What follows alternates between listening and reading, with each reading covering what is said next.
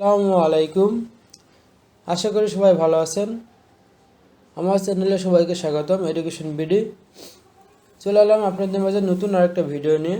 আজকে আমরা শিখব এক্সেলে কীভাবে স্যালারি শিট তৈরি করা যায় এবং খুব সহজে এবং খুব অল্প সময়ের মধ্যে আমরা একটা স্যালারি শিট তৈরি করে দেখাবো আপনাদের, যাতে আপনারা খুব সহজে নিজেদের যার যার প্রয়োজন মতো স্যালারি শিট তৈরি করতে পারেন। ওকে, দেরি না করে চলুন শুরু করা যাক। আমাদের এক্সেলে স্যালারি শিট তৈরি করার জন্য প্রথমে আমাদের এক্সেল ফাইলে যেতে হবে। আমরা প্রথমে এক্সেল ফাইল ওপেন করলাম। এখানে দেখেন একটা প্রতিষ্ঠানের কিছু ডাটা দেওয়া আছে, যেমন এমপ্লয় নেম, তার পজিশন এবং বেসিক স্যালারি দেওয়া আছে। এবার আমাদের তার টোটাল নিট স্যালারিটা বের করতে হবে। এটা আমরা কীভাবে বের করব? আর কিছু রিকোয়ারমেন্টস আছে, যেমন TABL 10%, housing 5%, medical cost 2%, and gross salary, provident fund and net salary. আমরা এগুলো ক্যালকুলেশন করে খুব দ্রুততার সাথে তা প্রত্যেকটা এমপ্লয়ির স্যালারি বের করতে পারি। ওকে, চলেন শুরু করা যাক। প্রথমে আমরা টিএবিএল কীভাবে বের করব?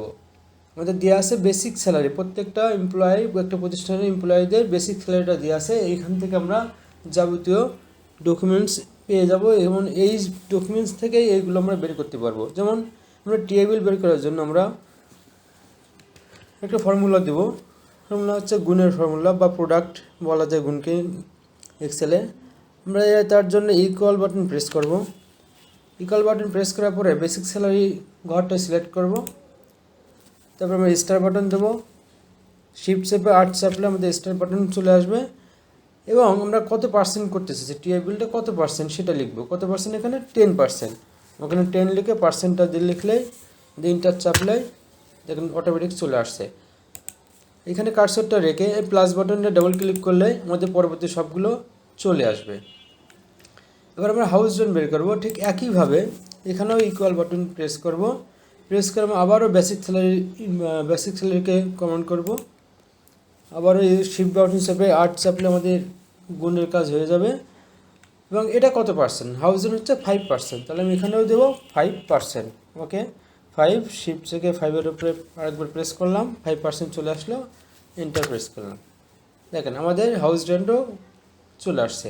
আমি এখানে কার্সরটা রেখে প্লাস, যেখানে প্লাস চিহ্নটা আসবে এখানে ডাবল ক্লিক করলে পরবর্তী সবগুলো অটোমেটিক নিয়ে নেবে। এবার আমরা ক্যালকুলেশন করব মেডিকেল কস্ট।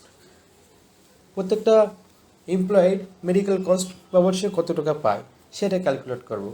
তার জন্য আমাদের বেসিক স্যালারি দরকার হবে।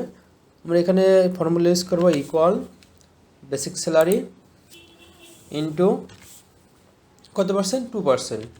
2, শিফট থেকে 5 চাপলে পার্সেন্টেজ চলে আসবে। এন্টার বাটন প্রেস করলাম। দেখেন এটাও আমাদের চলে আসলো। অর্থাৎ এই প্রতিষ্ঠানের সিও তার বেসিক স্যালারি 85,000, সে টিএডিএ বহুত পাবে 8,500, হাউস রেন্ট বহুত পায় 4,250, আর মেডিকেল কস্ট বহুত পাবে 2%। তো এখানে কার্সরটা রেখে প্লাস চিহ্ন আসলে এখানে ডাবল ক্লিক করলেই আমাদের টোটালটা হয়ে যাবে, বা এখানে কমপ্লিট হয়ে যাবে ডাটাগুলো। দেখেন তাহলে আমাদের এই প্রতিষ্ঠানের প্রত্যেকটা এমপ্লয়ীদের টিএবিএল বের করলাম, হাউস রেন্ট বের করলাম, মেডিকেল কস্ট বের করলাম। এবার আমরা বের করব গ্রস স্যালারি, সে আসলে কত টাকা পায়, মানে একটা প্রতিষ্ঠান থেকে কত টাকা পাবে সেটা বের করবো। সেটা বের করার জন্য আমাদের প্রথমে কী করতে হবে? আমরা এখানে ইকুয়াল বাটনকে প্রেস করব। ইকুয়াল দেওয়ার পর আমরা এখানে একটা কমান্ড প্রেস করব, নাম লিখব সাম, SUM সাম। ট্যাব বাটন প্রেস করলাম।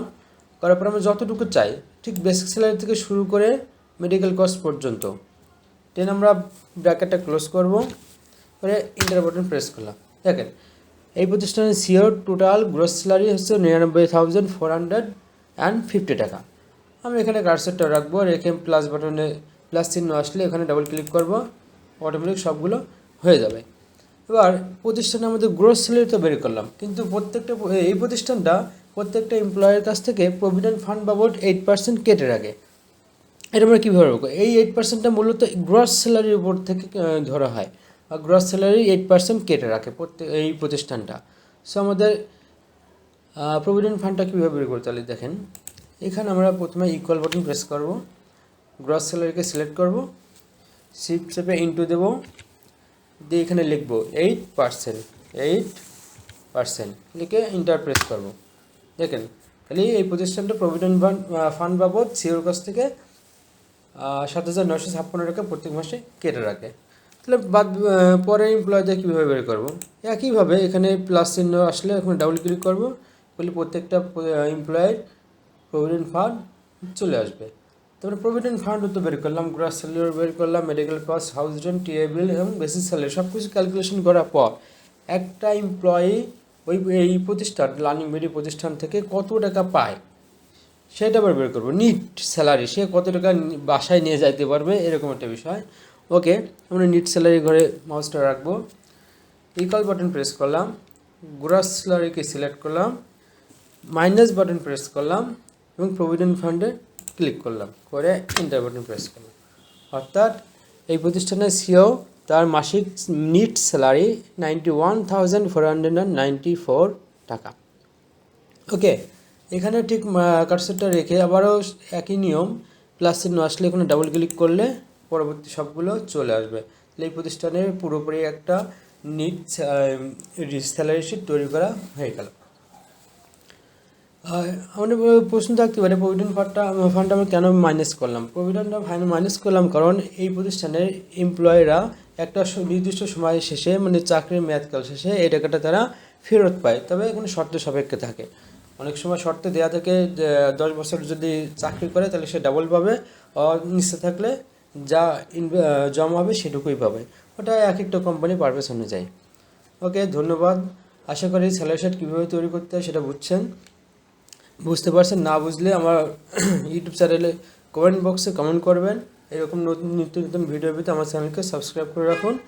ধন্যবাদ। আসসালামু আলাইকুম। সবার সুস্বাস্থ্য কামনা করে শেষ করছি। দেখাবে পরবর্তী নতুন কোনো ভিডিওতে।